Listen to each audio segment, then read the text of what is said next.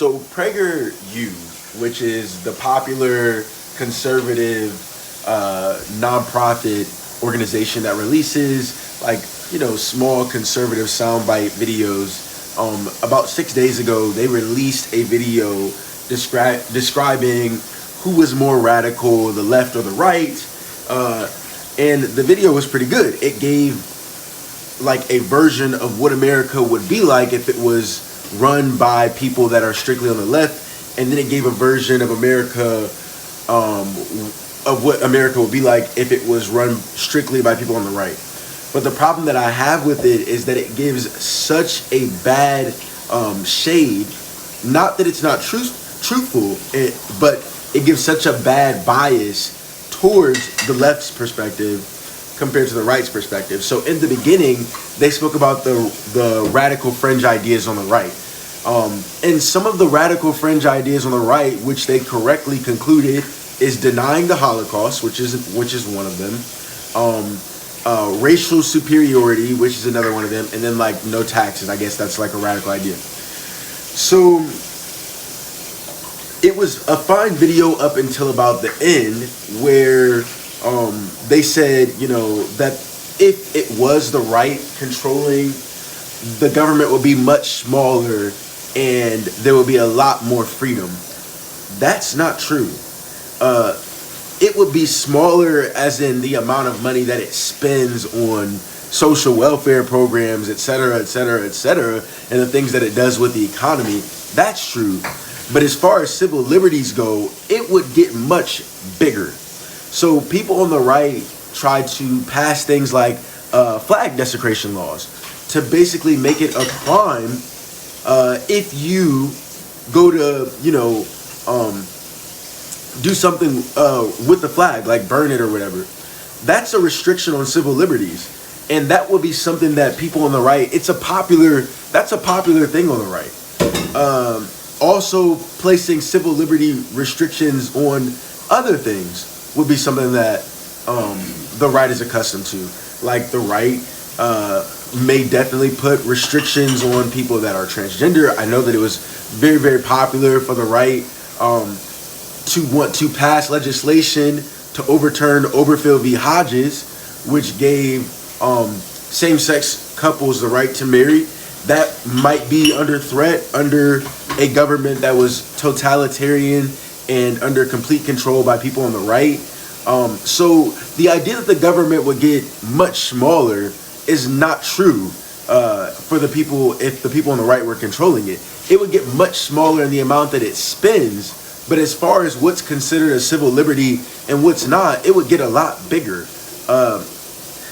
People on the left tend to be more libertarian when it comes to social issues. So when it comes to things like immigration, when it comes to things like LGBT rights, when it comes to things like, etc. When it comes to social issues, they tend to be much more libertarian.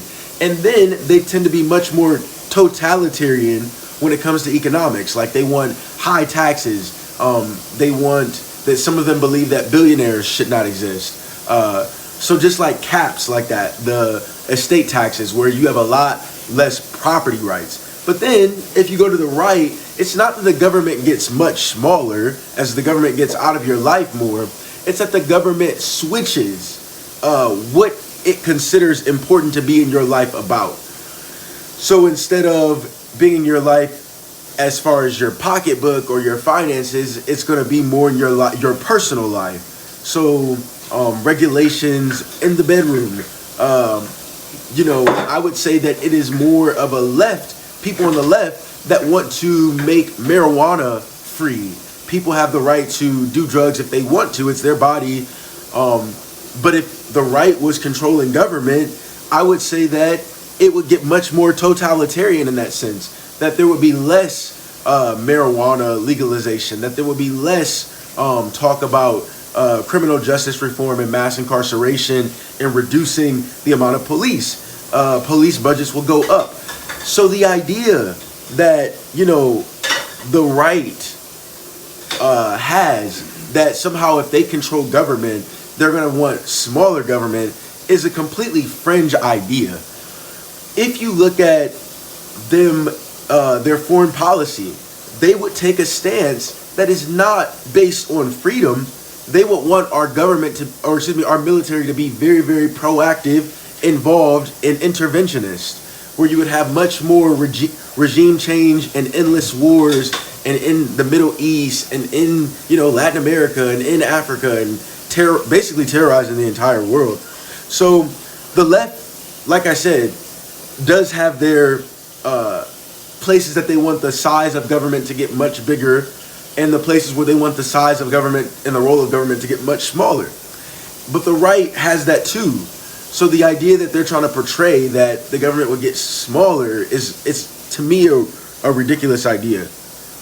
Okay, so then the next thing that they said that was a little bit just like absolutely insane to me is they said that basically if you are a conservative and you want America to be the way that it's always been, which is the quote that they said, committed to individual liberty. America has not always been committed to individual liberty, and this is the biggest myth and propaganda machine of them all. Probably, the funny thing is that we talk about North Korea and China, about how much it, you know, feeds its citizens propaganda, but we've been fed a lot of propaganda.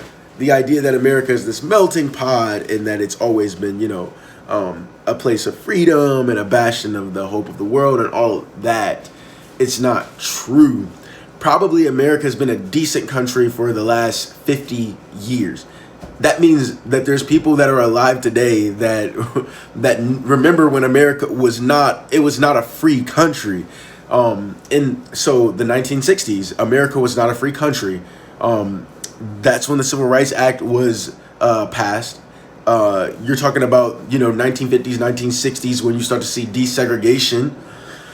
So what, 50 to 70 years, America's been a decent country. And then in the 1970s, that's when you see like the last of the sodomy laws start to go away, where you have gay sex that's basically illegal up until the 1970s, and that if a police officer caught you doing it, which if many of you remember the case that came through in Texas as early as like, I think it was 2001, where basically the state of Texas was going to throw these gay guys that they caught having sex in jail for the fact that they violated sodomy laws. That's totalitarianism. I don't know if I can like say that to you to get you to understand that. I know we've been taught that America is the home of the free and the land of the brave, but think about how we think about Iran today, where we say, oh my gosh, well, at least, you know, America doesn't treat gay people the way that Iran does. As early as the 1970s, yes, people were going to jail. Remember, the police would do these huge sting operations where they would catch people who were gay. They would like spy on them, and if they caught them, they would throw them in jail. So if you go pre-1970s America has been a totalitarian state. The concentration camps of the Japanese Americans, the racialized laws, it has not been committed to individual liberty. So if you want America to be the way that it's always been, well, you have a misunderstanding of the way that America has always been. It has not been always committed to individual liberty.